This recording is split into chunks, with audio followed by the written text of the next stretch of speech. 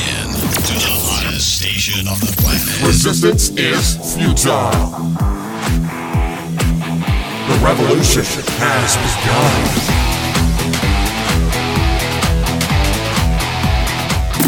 You're listening to Rebelpreneur Radio, helping you break the rules and build the business you need for the life you want. And now, broadcasting his pirate signal from somewhere beyond the status quo, here's your host, best-selling author, marketing and media strategist, Ralph Brogden. Hello and welcome to Rebelpreneur Radio, the show that helps you build the business you need for the life you want. I'm Ralph Brogden. You know, have you ever heard of serial entrepreneurs, people who create wonderful lives and businesses one right after the other?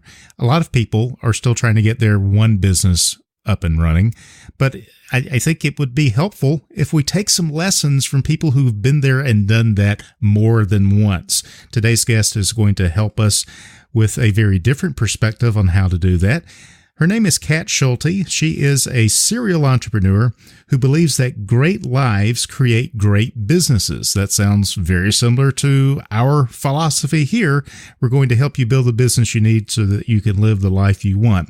So I think that Kat is a rebelpreneur. She wants to share her passion to help you build deeper connections, powerful communication, and a vibrant culture to create an entirely new level of success in your work and in your life. Now, Kat comes from a performing arts background, energy healing, and healthcare. She combines all of those backgrounds to give a holistic approach to healing and creativity. Kat Schulte, welcome to Rebelpreneur Radio. Hello, and thank you. Thanks so much. Now, you are joining us from Vancouver, British Columbia, right? Yeah, totally. Up here in Canada. Yeah. So how's the weather out there? Today, it's actually looking extremely beautiful. We've had an incredibly gorgeous October, and November's been a little bit more rainy, but we've had really beautiful weather, so we've been lucky. Well, that's great. Yeah, it's been a few years. I'll have to get back out there to the West Coast and check things out. And I always thought it was a beautiful part of the country to be in. So I'm glad that you connected. I'm glad that we could have this time together. Before we get into it, tell us a little bit more about how you got started on your path of serial entrepreneurship and I don't know, give us your background. What's your hero journey? What does it look like? I've had such an incredible journey, and I was just chatting about how I've gotten to do some really cool things in my life. And if like the start of so much of this was me pursuing being an actor. And I've always wanted to, I had always wanted to be an actor since I could speak, and I don't even know where it came from.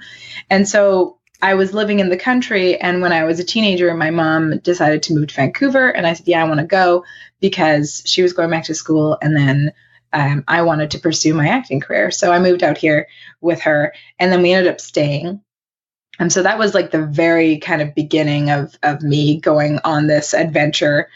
And after high school, I continued to pursue acting. I went into healthcare. I'm a massage therapist, which in BC is a 3,000-hour program, and it's pretty intense. And 3,000 hours. That sounds like a lot. Yeah, it's pretty much a degree. Wow. It's a degree like here, and it's just an accelerated program and things like that. It's not an actual degree program, but it's the same amount of time. Yeah, it sounds like it.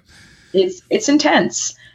So I started that. So I had my first business when I was 20, running my own practice, figuring out how to be in healthcare that way and getting clients and things like that while running, or auditioning and having an acting business, which slowly turned into having a production company. I used to do lots of improv and teaching and things like that. So then me and some friends of mine, we started a production company. We did sketch comedy, film sketch comedy. Then we ended up doing some web series, and then I ended up doing a couple web series, and then branching off on my own to have my own production company and creating short films and things like that. And completely running myself into the ground is basically what happened there. So right? that's the first thing we need to watch out for when we're on this path of success is don't run yourself into the ground. Yeah. And the artists industry, the creative industry is a very challenging industry. And I navigated, I think, pretty well. And like I said, I got to do a lot of really cool things. I got to mentor with Amanda Tapping for 6 months, who is a very famous Canadian actor and director. She was the lead on Stargate and Sanctuary, and she was executive producer. Now she pretty much touches anything that comes into Vancouver and around the world. I've gotten to, be on so many sets with so many actors and my own sets, including professional sets. And that's always kind of fun and interesting and glamorous. And I've trained all around the world. I've trained in Los Angeles and Oregon and here in Vancouver, and have gotten to train with some of the most incredible acting teachers and people around the world. But my real hero's journey into what I'm doing now, which is life coaching, and I still have my healthcare practice because I really do think that people getting connected to their bodies is an extremely important thing to do. But what happened with this burnout was so many things, right? There's always the mind, body, soul, right? The emotional, physical, mental states of our being. And so I was running some production companies. I was doing my acting business. I had my healthcare practice. I was working like nonstop, like anywhere from 90 to 120 hours a week. It was just constant between everything that I was doing. And on the personal side of that, my father is an addict and has been my whole life. And in 2014, it was the first time he became homeless.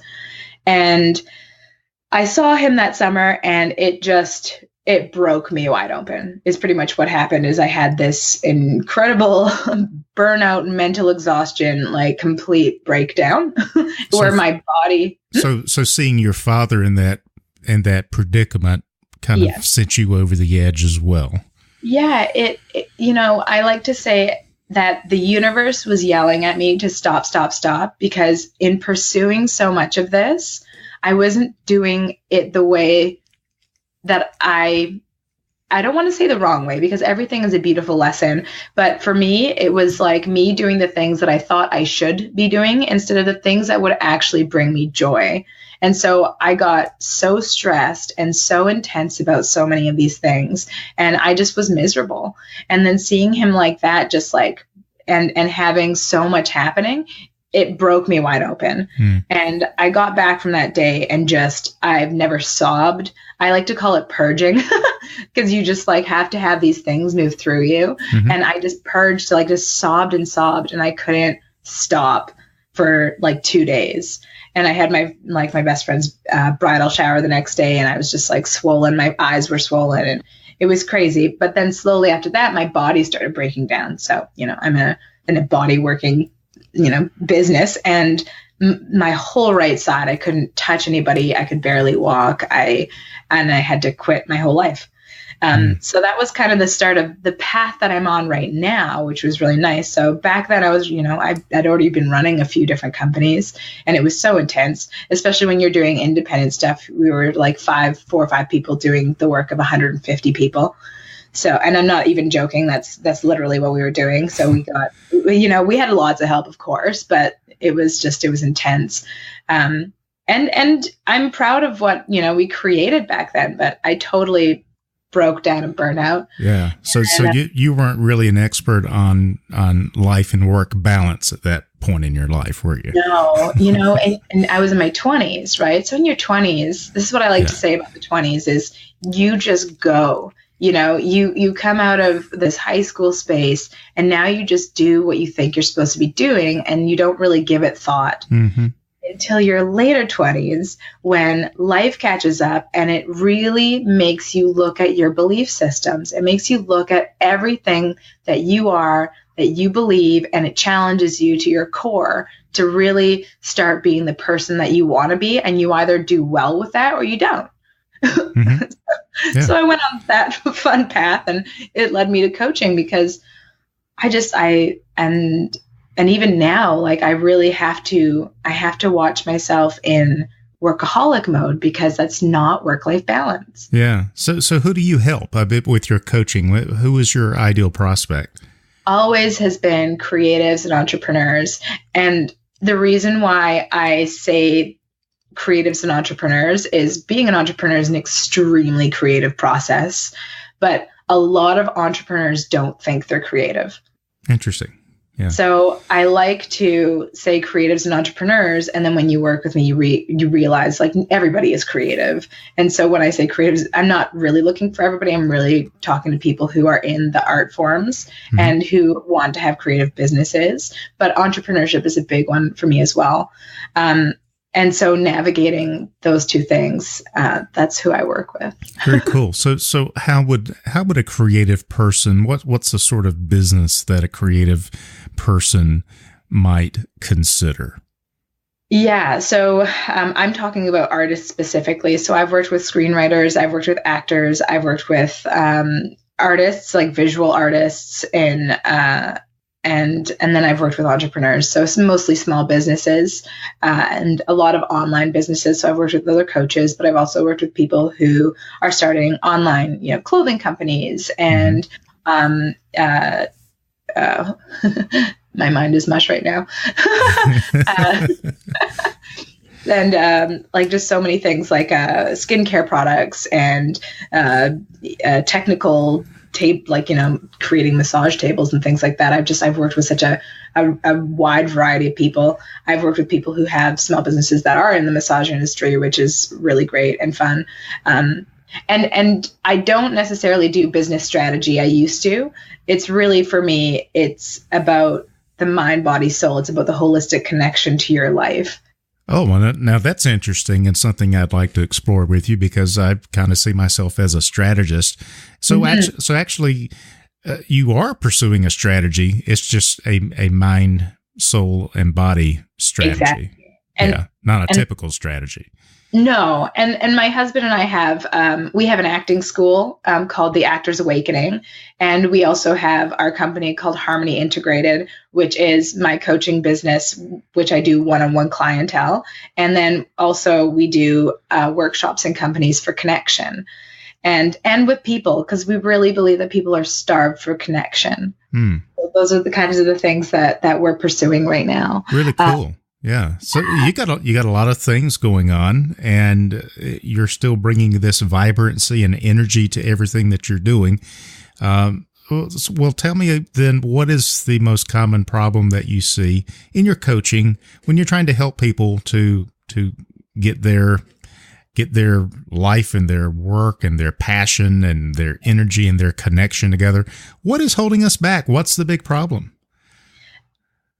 What I see and what I focus on, there's two big things, which is not understanding self-containment, not understanding that your energy is yours and you need to stop giving it away. And then two, coping mechanisms. We have not been taught coping mechanisms to navigate the traumas of our lives. And it's because our parents and grandparents didn't have them either. And so you're learning from people who don't really know. Right? Yeah. And who have skewed versions of what that looks like. Or really, we're talking about many generations, which is don't talk, don't tell, right?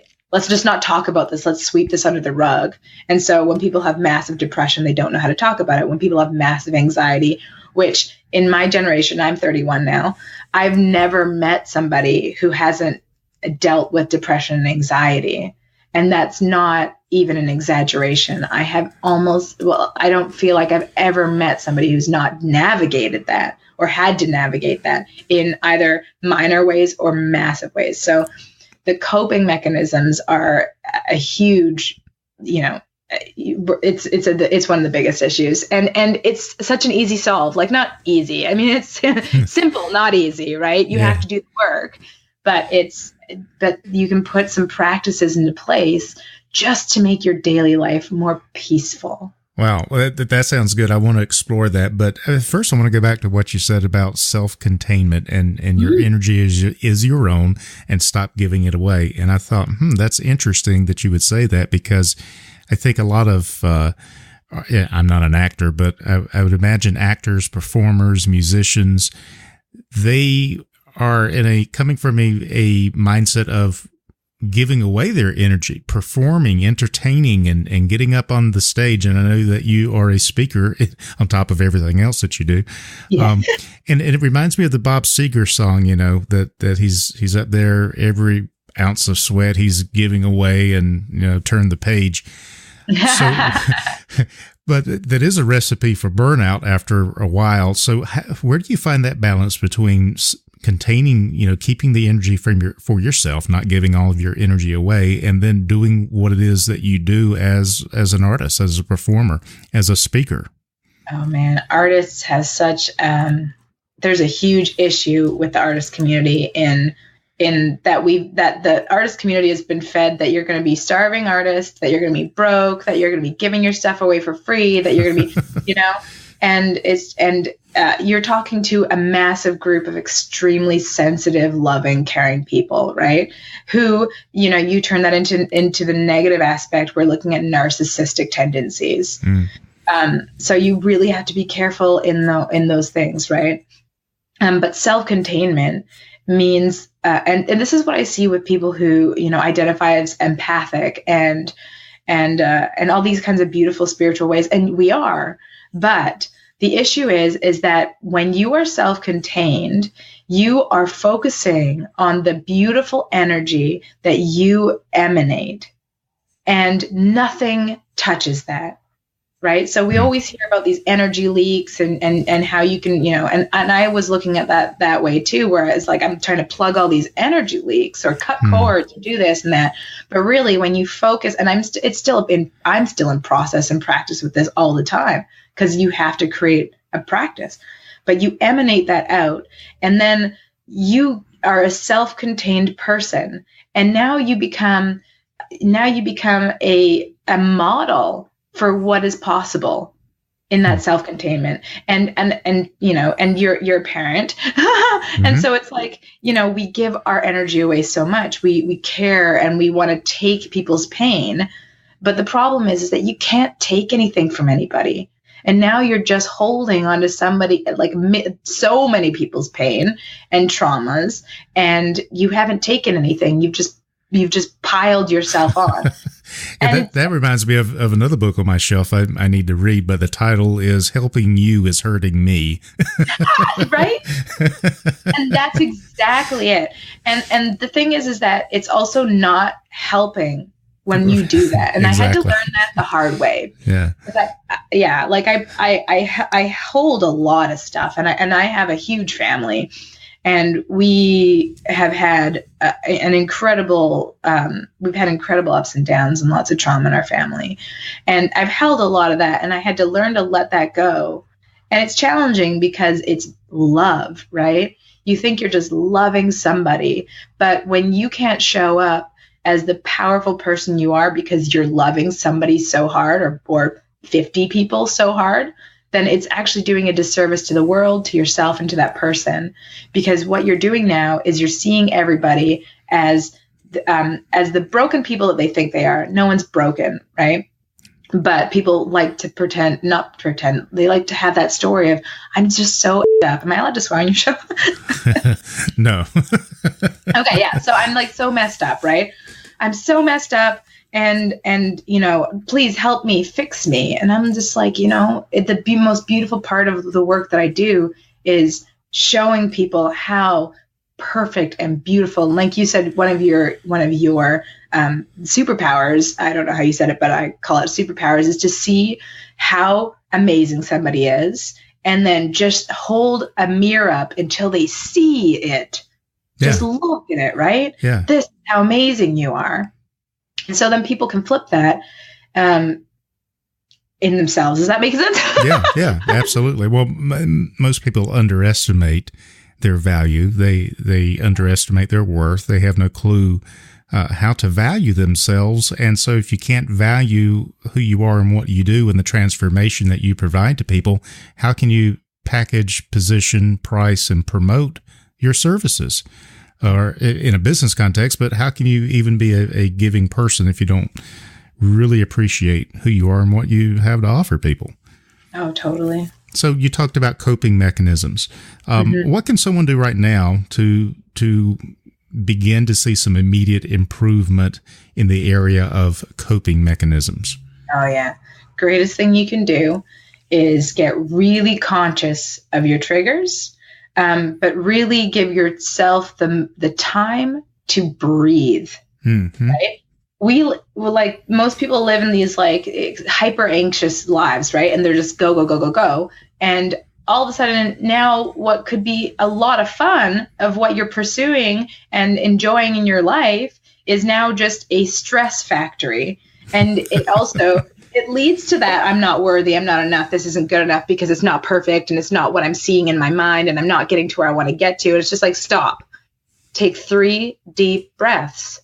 Recenter yourself. This is a great thing, is like relax your jaw, relax your shoulders, relax your wrists, and take 3 deep breaths. That's something that you can do immediately to calm yourself down, because what you're actually doing is you're stuck in an old pattern of fight or flight, and your body is reacting and you're stopping your breath, and now you're going into panic mode. And now what came first, the chicken or the egg? Is your body reacting? Now you feel like your mind is reacting? Probably, because you're losing oxygen, things like that. Other things is meditate. My biggest thing for entrepreneurs is take a day off. Mm-hmm. A day off. And most people with kids, you can't take a day off where it's just for you. But if you don't have kids, if you have kids, then you navigate how you take a day off for you and family, but take 2 or 3 hours in that day for you. Or if you need to spread it out through the week, right? You talk to your spouse or whoever you're co-parenting with, and you have to navigate that. I mean, everyone's lives are so very different, but take time for you. For people who don't have kids or don't have to navigate that exactly, take a day off, and it's your day. You don't make plans. You don't make appointments. You don't take anybody on. You get to do whatever you want to do moment to moment, so that you learn what the present moment is actually feeling like, and joy. Those are my things. I love that. And awareness, being aware of your triggers, awareness of your thoughts, awareness of your breathing. I mean, when you begin to get stressed or you're in a confrontation, to be aware of that, and maybe just to step outside of it and observe it and say, I'm aware that right now I'm becoming a little stressed out. Let me get back to you. Let's take a time out, and I'll get back to you on that. And just be aware and have the courage to take a step back and say, I'm not going to be sucked into this drama right now.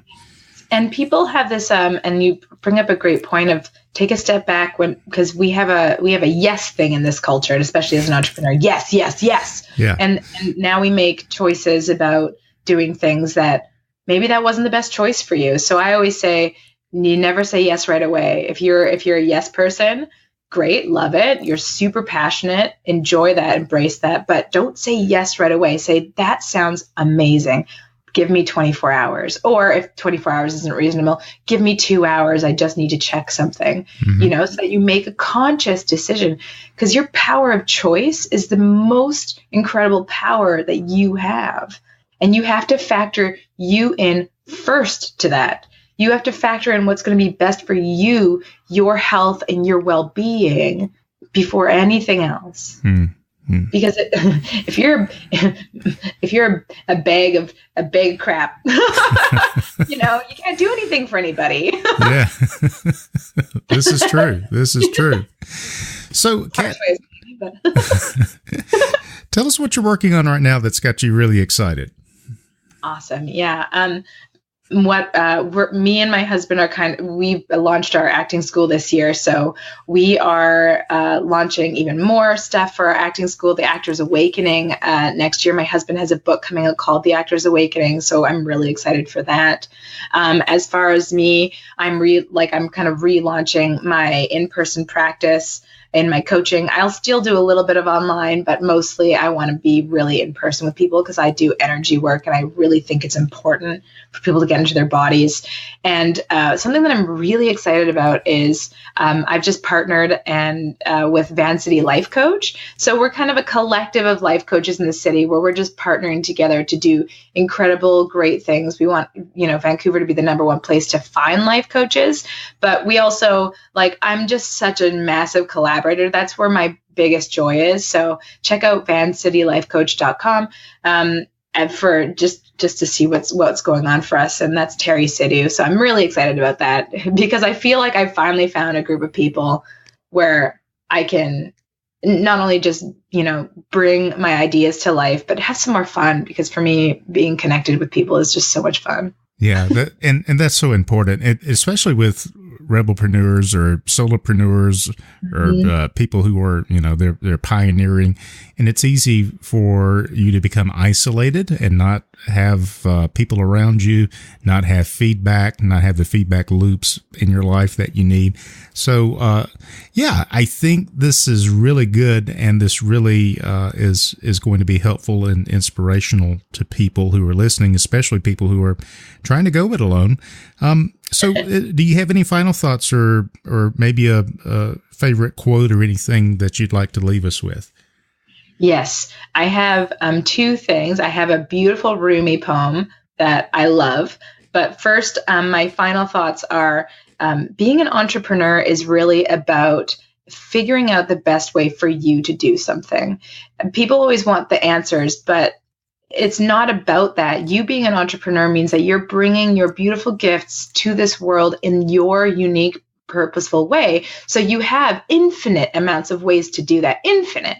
So the question that you want to always be asking yourself is, what's going to be the best for me? What's going to bring the most joy to me? How do I want to present this? And not have anybody tell you, you can get advice, absolutely, but it comes down to your personal choices, and your power choice is the most powerful choice that you have.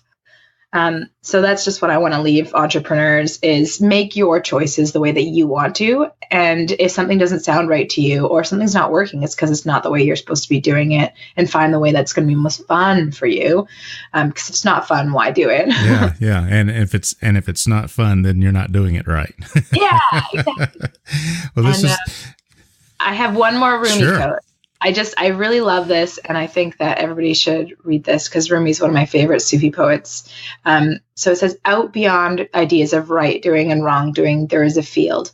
I'll meet you there. When the soul lies down in the grass, the world is too full to talk about. Ideas, language, even the phrase each other doesn't make any sense. The breeze at dawn has secrets to tell you. Don't go back to sleep. You must ask for what you really want. Don't go back to sleep. People are going back and forth across the doorsill where the two worlds touch. The door is round and open. Don't go back to sleep. Very good. Now that will give you something to ponder. That's a deep thought from Kat Schulte. She is a serial entrepreneur who believes that great lives create great businesses, and she shares her passion to help you build deeper connections, powerful communication, and a vibrant culture to create an entirely new level of success in your work and in your life. If you want to find out more and connect with Kat, go to her website, katschulte.com. I'll spell that last name for you, Kat, K-A-T, Schulte, SCHULTE.com. Kat, it has been a real pleasure to have you on Rebelpreneur Radio. Thanks so much for your time and for your passion. Thank you so much. This has been so wonderful. I love connecting with amazing other human beings here. So thank you so much for having me on your show. You've been listening to Rebelpreneur Radio with Ralph Brogden. Download the show notes and much more at rebelpreneur.com.